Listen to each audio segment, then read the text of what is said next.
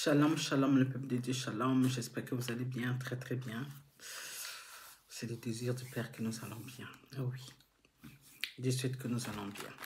Amen. Alléluia. Alors, comme nos habitudes, notre rendez-vous de lire la Bible ensemble, afin que nous ayons ces connaissances que le Père nous dit, mes enfants meurent, manquent de connaissances. D'où le Père m'a mis à cœur afin que nous lisons la Bible ensemble. Oui, vous pouvez aussi lire chez vous, bien sûr. Et aussi, on peut lire aussi ensemble comme on le fait sur le réseau. Amen. Afin que nous tous, nous ayons cette connaissance que le Père nous demande d'avoir. Afin que l'ennemi ne puisse pas nous renverser. Amen. Sur ce, on va prier et on va commencer à lire. Merci Père. Merci tendre Père. Merci le Père de nos pères Abraham, Isaac, Jacob. Merci de permettre ce moment, Papa. Prends le contrôle de ce moment. Enseigne-nous, Papa. Guide-nous dans ta parole, afin que nous marchions selon ta volonté, selon ta parole. Dans le nom de Jésus, Père, ainsi je prie. Amen, amen et amen. Amen. Le peuple de Dieu, bénissons la parole de Dieu. Donc, la fois passée, nous avons lu 1 Samuel 21, 22. Aujourd'hui, nous allons lire 1 Samuel 23, 24. Sans tarder, on va lire. Bénissons la parole de Dieu. Amen. On vint dire à David, voici les Philistins ont attaqué Kéla et ils pillent les airs. David consulta l'Éternel en disant, irai-je et bâtirai-je ces Philistins? Et l'Éternel lui répondit, va, tu battras les Philistins et tu délivreras Kéla. Mais les gens de David lui dirent, voici, nous ne sommes pas sans crainte. Ici même en Juda, que sera ceci? Nous allons à Kéla contre les troupes des Philistins. Verset 4. David consulta encore l'Éternel et l'Éternel lui répondit, lève-toi, descends à Kéla, car je livre les Philistins entre tes mains. Verset 5. David alla donc avec ses gens à Kéla et il se battit contre les Philistins. Il emmena leur bétail et leur fit éprouver une grande défaite.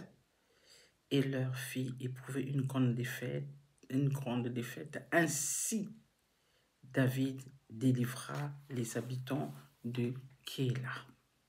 Verset 6. Lorsque Abiatar, fils d'Achimélec, s'enfuit vers David à Kéla, il descendit ayant en main l'éphod.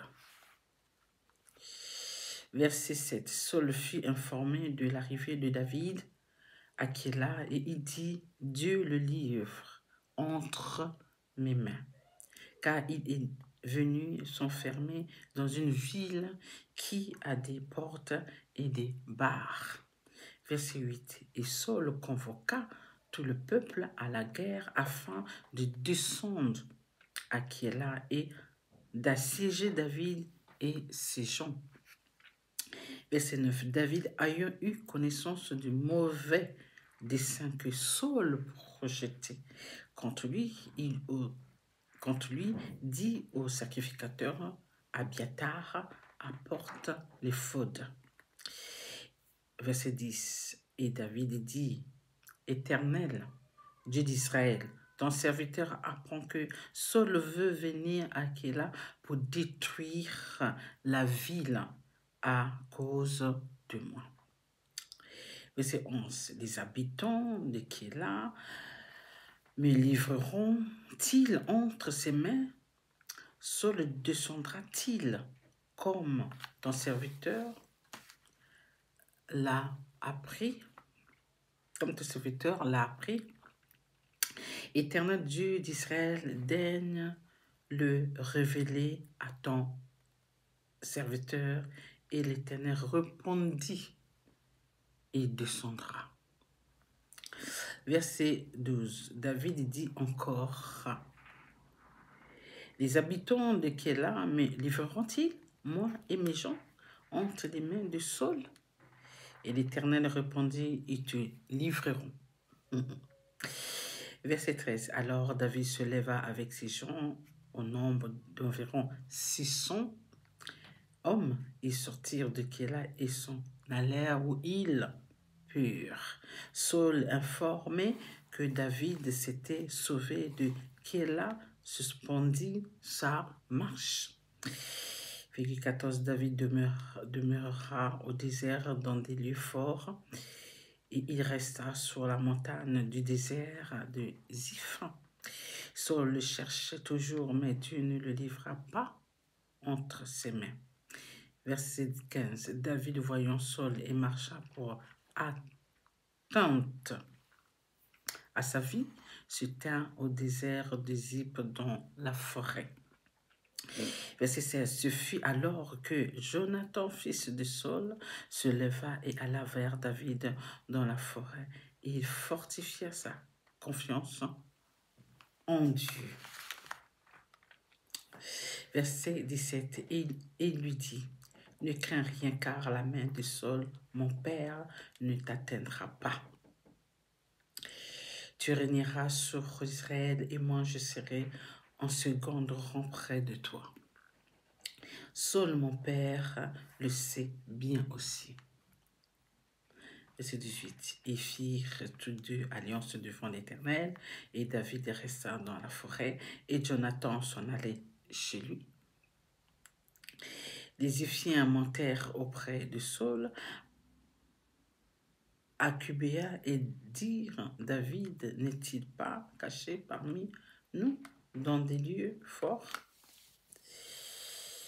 dans les forêts et sur la colline de Makila, qui est au midi du désert? Verset 20. Descendons donc, ô roi, puisque c'est là tout le désir de ton âme, et à nous de le livrer entre les mains du roi.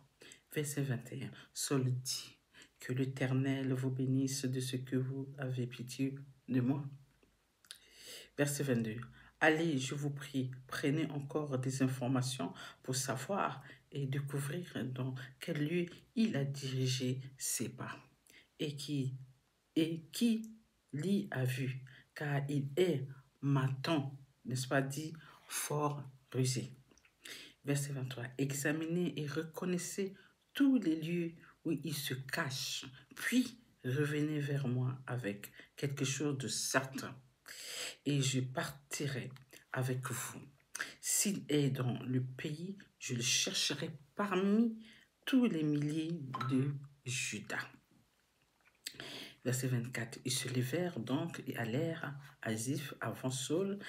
David et ses gens étaient au désert de Maon, dans la plaine au midi du désert. Verset 25. Saul partirent avec ses gens à la recherche de David et l'en informa.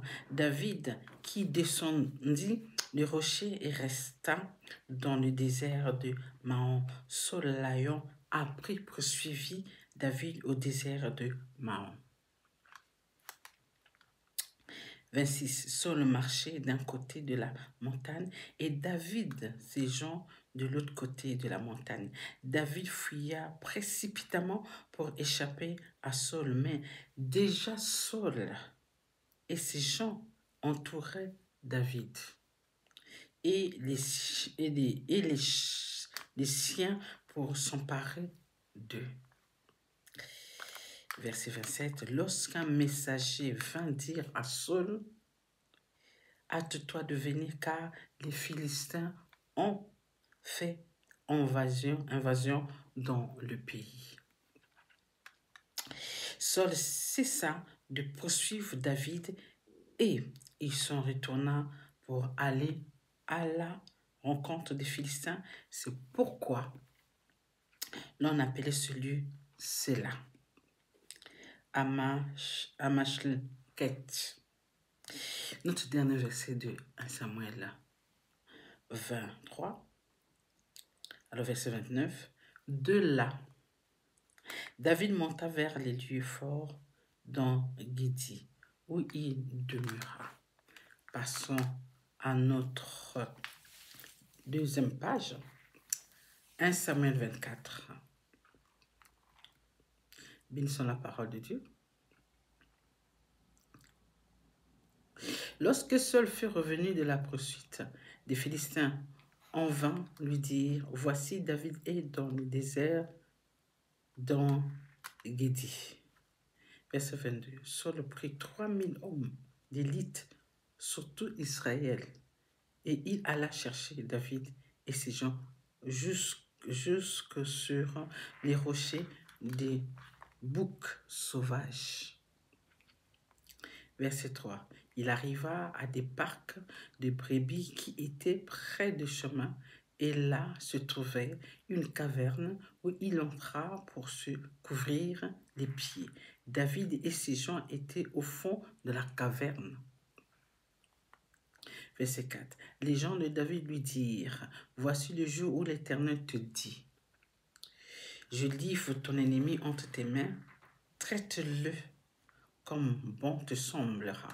David se leva et coupa doucement les pannes du manteau de Saul. Verset 5. Après cela, le cœur lui battit, parce qu'il avait coupé les pannes du manteau de Saul. Verset 26. Et il dit à ses gens, que l'Éternel me garde de commettre contre mon Seigneur, loin de l'Éternel, une action telle que de porter ma main sur lui, car il est loin de l'Éternel. Verset 7. Par ces paroles, David arrêta ses gens et les empêcha de se jeter sur Saul. Puis Saul se leva pour sortir de la caverne et continua son chemin. Verset 8. Après cela, David se leva et sortit de la caverne. Il se mit alors à crier après Saul. Ô mon roi, mon Seigneur. Saul regarda derrière lui, et David s'inclina le visage contre terre et se prosterna. Verset 9. David dit à Saul, pourquoi écoutes-tu les propos des gens qui disent, voici David cherche ton malheur? Verset 10. Tu vois maintenant de tes propres yeux que l'Éternel t'avait livré aujourd'hui entre mes mains. Dans la caverne, on m'excitait à te tuer. Mais j'étais épargné et j'ai dit, je ne porterai pas la main sur mon Seigneur, car il est loin de Dieu. Verset 11. Vois, mon Père, vois donc le pan de ton manteau dans ma main, puisque j'ai coupé le pan de ton manteau et que je ne t'ai pas tué. Sache et reconnais qu'il y a dans ma conduite ni méchanceté, ni révolte, et que je n'ai point péché contre toi. Et toi, tu me tresses des embûches pour m'ôter la vie. Verset 12. L'Éternel sera entre moi et toi, et l'Éternel me vengera de toi, mais je ne porterai point la main sur toi. Verset 13. Des méchants vient la méchanceté, dit l'ancien proverbe. Aussi je ne porterai point la main sur toi. Verset 14. Contre qui, le roi d'Israël s'est-il mis en marche, qui poursuit-tu? Un chat mort, une puce? Verset 15. L'Éternel jugera et prononcera entre moi et toi. Il regardera, il défendra ma cause. Il me rendra justice en me délivrant de ta main. Verset 16. Lorsque David eut fini d'adresser à Saul ces paroles, Saul dit, et c'est bien ta voix, mon fils. David, et Saul éleva la voix et pleura. Il dit, David, tu es plus juste que moi, car tu m'as fait du bien, et moi je t'ai fait du mal. Verset 18. Tu as manifesté aujourd'hui ta bonté avec laquelle tu agis envers moi, puisque l'Éternel m'avait livré entre tes mains et que tu ne m'as pas tué. Verset 19. Si quelqu'un rencontre son ennemi, le laisse-t-il poursuivre tranquillement son chemin, que l'Éternel le récompense pour ce que tu m'as fait en ce jour. Maintenant, voici, je sais que tu régneras et que la royauté d'Israël restera entre tes mains. Jure-moi donc, par l'Éternel, que tu ne détruiras pas ma postérité, par mon nom, après moi, et que tu ne retrancheras pas mon nom de la maison de mon père. Notre dernier verset. Verset 22. David jure à Saul, puis Saul s'en alla dans sa maison, et David et ses gens montèrent au lieu fort. Bénissons la parole de Dieu. Alléluia, alléluia. Amen. On comprend bien ici ce que Saul veut à tout prix faire à David. Saul veut ôter la vie de David. Saul veut tuer David. Lui, il poursuit David. Lui, il envoie ses serviteurs, ceux-là qui travaillent avec les hommes forts afin de poursuivre David, de s'en renseigner, d'avoir des informations. Où est-ce qu'il est passé? En ce moment, où est-ce qu'il est? Afin que Saul lui-même puisse se rendre là où il y a David afin de l'ôter la vie. Mais Dieu a fait grâce à David. Dieu a fait que Saul, ce jour-là, était dans la même caverne que David était avec ses gens. Et tous ces gens qui étaient avec David lui disaient, vas-y, Dieu a permis, accordé que tu puisses faire ce que tu veux, puisqu'il a livré ton ennemi devant toi. Et comme David connaissait les règles, connaissait les lois, il dit, je ne peux pas toucher au oint de Dieu. Je ne peux pas toucher au oint de mon Dieu. Je ne peux pas toucher à mon Seigneur. Parce qu'il savait que s'il touche, le mal retournera contre lui. Il a préféré rien faire. Il a coupé le bout de son manteau pour lui faire comprendre après que, voilà, j'étais prêt à te tuer. Dieu a permis, accordé, mais je ne l'ai pas fait parce que tu es mon Seigneur, parce que tu es le roi du Père. C'est par le Père qu'il a refusé de tuer Saul. Par le respect de Dieu, il n'a pas voulu. C'est ça le comportement que le Père veut à chacun de nous. Ce n'est pas parce que cette personne te veut du mal, cette personne cherche à te renverser, à te détruire, à t'anéantir. Ne fais pas comme lui. Laisse le Père combattre tes combats. Laisse le Père combattre ceux-là qui cherchent à te combattre. Ne fais pas comme eux. Ne le suis pas. Parce que Dieu voit, Dieu entend. Parfois, Dieu accorde. Vas-y. Mais toi, tu sais que tu es un enfant de Dieu. Tu connais les règles. Tu dis, Père, je ne le ferai pas. Je préfère que toi-même, tu fasses justice. Mais moi, je ne veux pas mettre ma main dans le sang. Je ne veux pas que ma main ait le sang de mes ennemis. Oui. C'est pourquoi David, Dieu l'a beaucoup aimé. Et tous ces gens qui travaillaient avec, qui étaient des hommes forts qui étaient avec David, l'ont excités, l'ont encouragé. Vas-y, vas-y. Puisqu'il cherche à t'ôter la vie, il cherche ta mort. Mais il est là. Allez, tue-le. David a dit, je ne le ferai pas. Même si je ne peux pas. Alors, l'esprit de vengeance, nous les enfants de Dieu, on ne peut pas l'avoir. Parce que celui qui juge est juste, c'est Dieu. C'est Dieu qui est juste dans ces problèmes-là. Il est juste et justice. Lui-même, il fera justice. Lui-même, il vengera son enfant. Parce qu'il voit, il sait le cœur de David, il sait le cœur de Saul, il sait qui a faussé et qui n'a pas faussé. C'est comme dans tout. Même si les gens nous font comprendre, essaient de nous faire comprendre, de raconter des paroles erronées en disant oui, votre Dieu, oui, c'est cela, patata. On te disait oui, mais si tu étais un enfant de Dieu, pourquoi pas ci, pourquoi pas ça? Oh, mais si Dieu était là, pourquoi pas ci, pourquoi pas ça? Dieu fait ce qu'il veut, à qui il veut. Dieu a besoin de recevoir des conseils de personnes. Dieu a toujours su comment gérer ce monde.